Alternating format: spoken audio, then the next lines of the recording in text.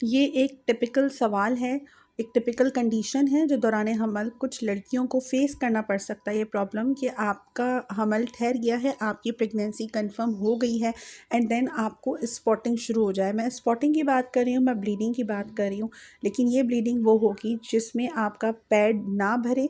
सुबह से शाम तक होने वाली जो ब्लीडिंग होती है उसको स्पॉटिंग नहीं कहते। तो ब्लीडिंग ऐसी जो स्पॉटिंग के फॉर्म में हो, तो क्या ये प्रेगनेंसी में पॉसिबल है, और अगर ये होती है तो इसके पीछे क्या कॉज हो सकते हैं, आज की इस वीडियो में हम जानेंगे। मैं हूं डॉक्टर हिरा और प्रेगनेंसी इशूज़ के हवाले से ख़वातीन को इस चैनल पर गाइड करती हूं। तो दोस्तों, अगर आप एक खातून हैं और प्रेगनेंसी जर्नी में हैं तो मेरे चैनल को सब्सक्राइब कर लें, क्योंकि इस चैनल पर आपको प्रेगनेंसी के हवाले बहुत सारे सवालों के जवाब मिल सकते हैं। अब बात करते हैं हम ब्लीडिंग की। ब्लीडिंग तो वो होती है कि जब आपकी प्रेगनेंसी ठहर गई है, देन आपको ब्लीडिंग स्टार्ट हो गई है और वो रुक नहीं रही है। इसके साथ आपको पेल्विक पेन होता है, क्रैम्प्स होते हैं, मेंस्ट्रुअल ब्लीडिंग होती है। और ये अगर आपको हमल ठहरने के शुरुआत के जो महीने होते हैं, जो शुरू के 3 महीने होते हैं, जो फर्स्ट ट्राइमेस्टर होता है, इसमें आपको देखने को मिलती है, तो फिर इसका जो सिंपल और डायरेक्ट रीज़न है वो ये है कि आपका बच्चा ज़ाया हो चुका है। लेकिन यहाँ पर हम बात कर रहे हैं वो स्पॉटिंग की जो थोड़ी सी होती है, फिर रुक जाती है, फिर होती है, फिर रुक जाती है, और फिर आपकी प्रेगनेंसी भी चल रही है। तो क्या ये पॉसिबल है? जी हाँ, बिल्कुल ये पॉसिबल है।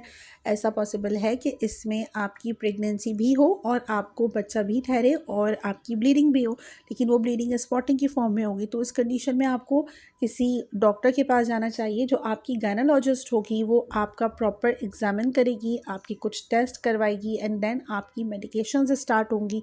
और फर्स्ट ट्राइमेस्टर में ये होना यूजुअली नॉर्मल कंसिडर किया जाता है।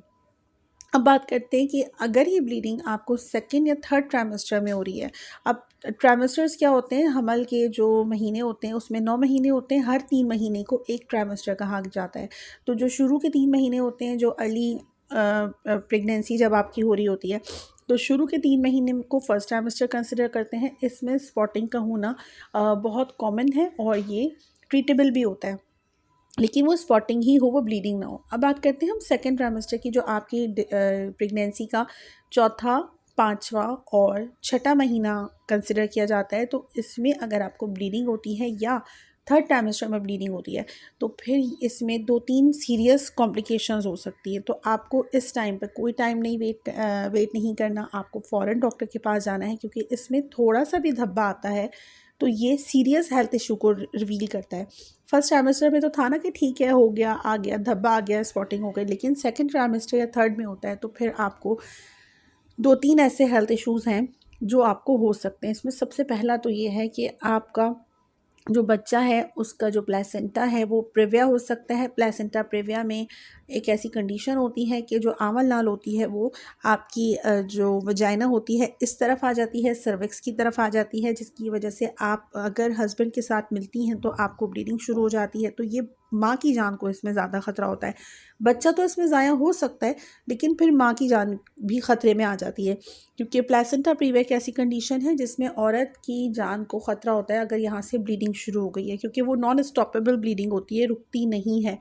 तो माँ और बच्चे दोनों की जान को ख़तरा होता है। तो अगर आपको प्लेसेंटा प्रीविया है तो आप की डॉक्टर आपको बहुत सारी एहतियात करने को कहेगी।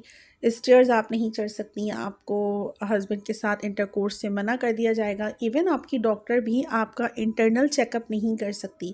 तो ये एहतियातें होती हैं प्लेसेंटा प्रेविया की, जिसके जो सिम्टम है आपको अल्ट्रासाउंड में ये पता चल जाएगा, क्योंकि अगर इससे ब्लीडिंग शुरू हुई तो फिर वो मोर सीरियस कंडीशन में जाती है। तो वो जाने से पहले ही डॉक्टर आपका सेकेंड ट्राइमेस्टर में जो अल्ट्रासाउंड करवाती है वो करवाना मस्ट होता है। तो जब जब जो डॉक्टर आपको टेस्ट कहती है उसको टाइम पर करवा लिया, ताकि जो पॉसिबल प्रॉब्लम्स होते हैं डॉक्टर की नज़र में कि अब इस ट्राइमेस्टर में आपको ये प्रॉब्लम होगा या ये वीक में ये प्रॉब्लम होगा, तो वो तमाम चीज़ों से डिटेक्ट प्रॉपर हुआ जा सके। अवेयरनेस होगी तो उसकी ट्रीटमेंट आसान हो जाएगी, उसके लिए प्रिकॉशंस आसान हो जाएंगी। अब सेकेंड ट्राइमेस्टर में ये प्रॉब्लम है। दूसरा प्रॉब्लम आता है प्लेसेंटा एब्रप्शिया का। ये भी एक ऐसी कंडीशन होती है कि जो माँ की आंवल नाल होती है वो वक्त से पहले ही उसके बच्चेदानी से अलग हो जाती है। अब अगर वो अलग हो रही है तो इसमें जो ब्लीडिंग हो सकती है तो ये अलग होना असल में जब डिलीवरी का टाइम आता है तो एक प्रोसीजर वाइज इसको अलग होना होता है। पहले बच्चा बाहर आता है माँ के जिस्म से एंड देन ये प्लेसेंटा बाहर आता है। अगर प्लेसेंटा एब्रप्शिया हो गया है और इसके पीछे कोई ख़ास कॉज नहीं है, किसी भी औरत को हो सकता है, तो ये प्लेसेंटा एब्रप्शिया आपको प्री टर्म लेबर की तरफ ले जा सकता है। आपका बच्चा वक्त से पहले पैदा हो सकता है। तो इस कंडीशन में आपको डॉक्टर से ज़रूर मशवरा लेना चाहिए। जो भी वो कहती है वो आपको करना चाहिए। प्री टर्म लेबर में जाने से जो आपका नॉर्मल डिलीवरी केस है वो आपका सी सेक्शन में भी बदल सकता है।